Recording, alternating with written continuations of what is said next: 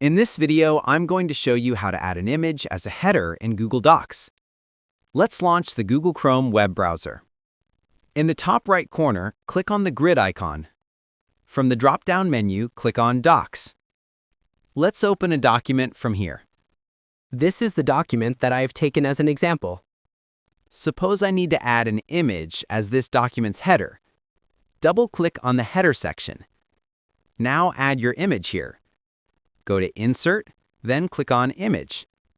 My image is downloaded on my computer, so I'll click on Upload from Computer.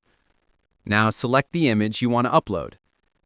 Usually you'll need an image sized 1200 by 90 pixels to fit the header properly. So edit your image to 1200 by 90 pixels beforehand. Now click on the image to select it. In the pop-up, click on the Behind Text option. In the bottom right corner of the header section, click on Options. From the drop-down, click on Header Format. Now change the header margin to 0, then click on Apply. In the pop-up, select the Break Text mode. In the Break Text mode, change the image margin to 0. Now resize and reposition the image by dragging its corners.